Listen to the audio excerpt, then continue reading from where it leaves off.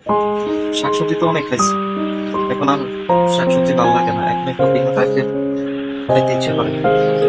খানা রান্ধাও ইদানিং ভালো লাগে না। খালা কি রাঁধে না রাঁধে বুঝি না, বয়স হয়েছে এই কারণে মহিলাটা রান্নাও করতে পারে না ঠিকভাবে। আমিও তেমন সাপ দিয়ে কিছু কই না। তো গতকালকে মনে করছি এখন মাছ টাছ খাইয়াম, বাজারে গেছি রাতে 10টা বাজে, যাই চাইতেন মাছ যা খাইছি বেগুন সাদা সাদা হয়ে গেছে, মানে এগুন পছন্দ না, নরম হয়ে গেছে, এরকম একটা অবস্থা, ভিতরে পৌঁছে গেছে। তো যাই হোক, অনেক ঘুরি গাড়ি দেখলাম যে লইট্টা মাছ মনে হয় নেওয়া যায়।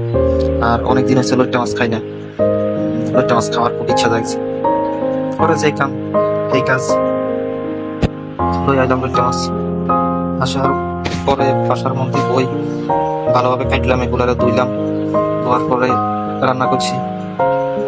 আমার মনে হয় লইট্টা মাছ হচ্ছে এমন একটা মাছ যে সব মাছ থেকে খুব সস্তা। 100 থেকে 140 টাকার মধ্যে খুব ভালো লইট্টা মাছ পাওয়া যায়।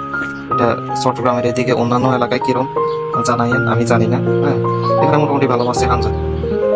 তো যাক, আমি যেহেতু গরিব মানুষ আর ভালো কোনো মাছের দিকে যাই না, লইট্টা মাছ লই আই রান্না শুরু করছি নিজের মনের মতো করে, মনোযোগ সহকারে। আসলে হয় কি, আমরা যদি কোনো কিছু যদি, যে কোনো কাজ আমরা যদি মনোযোগ সহকারে যদি মানে ভালোবাসি যদি কাজটা করে, তাহলে যেমনই হোক কাজের রেজাল্ট কিন্তু ভালো হবে। এটাই হচ্ছে আমার রান্নার প্রমাণ। আমিও মাছগুলো খুব ভালোভাবে রান্না করছি, রান্না করার পরে দেখছি যে অনেক টেস্ট হয়েছে। ওইটা মাছ অনেকেই পছন্দ করে, আবার অনেকেই পছন্দ করে না, অনেকের কাছে আবার খুব প্রিয় এটা। আমার কাছে মোটামুটি, অত বেশিও না অত কমও। তো যাই হোক, লোকের টমেটো সালাদ করে বেশি ভাবলাম যে যদি বেশি ভালো যদি না লাগে তাহলে তো খাইতে হয়তো না, আরো সেরিও খান লাগবে। এরপরে সালাদ করে ফেলছি, সালাদ করি আর টমেটো দিয়ে অনেকটা মাছ দিয়ে রান্না করে ফেলছি। রান্না করার পরে বুঝলাম যে না, আসলে খুব ভালো একটা রান্না হয়েছে, মজা হয়েছে, অন্তত হোটেলের চাইতে। যারা আমার হাতে লইট্টা মাছ রান্না খাইছে তারা কইতে আর আমার কিছু কিছু বন্ধু বান্ধব আছে, এগুলো আইলে শুধু লইট্টা মাছ টোকা, যে বন্ধু লইট্টা মাছ কোনায় চল লইট্টা মাছ রাঁধি, তোমার তো লইট্টা মাছ অনেক ভালো, আমার লইট্টা মাছ খেতে ইচ্ছে। তো ওগুলোর আবদারের মতো এনে রান্না, তো রান্না করে সবাই অনেক আনন্দের সাথে খায়, মজার সাথে খায় সবাই মিলে। আপনারাও চেষ্টা করতেন হারে লইট্টা মাছ রাঁধতে, তেমন একটা কোনো ঝামেলাও লাগে না। হ্যাঁ, অন্যান্য তরকারির সাথে লইট্টা মাছ খুব তাড়াতাড়ি রান্না হয় এবং প্রসেসটাও খুব সহজ।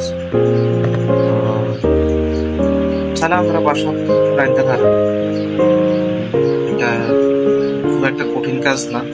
আর লইট্টা মাছ কাটতে অনেক সহজ, অন্যান্য মাছের মতো কাটা করে বেশি খায় না। হ্যাঁ, যার জন্য খুব সহজে আমরা কাটিয়ে লাইতে পারি। আমি আসলে হোটেলে খাওয়ার পক্ষ না, কারণ হচ্ছে হোটেলে তারা কিভাবে রান্না করে না করে, হোটেলে যে লইট্টা মাছগুলো পাওয়া যায় এই কিভাবে রাঁধে কিভাবে তো আল্লাহ জানে আর তারা জানে, আমি জানি না। জন্য কষ্ট হলেও নিজে রান্না করে খাই। আপনারাও হোটেলের খানা অ্যাভয়েড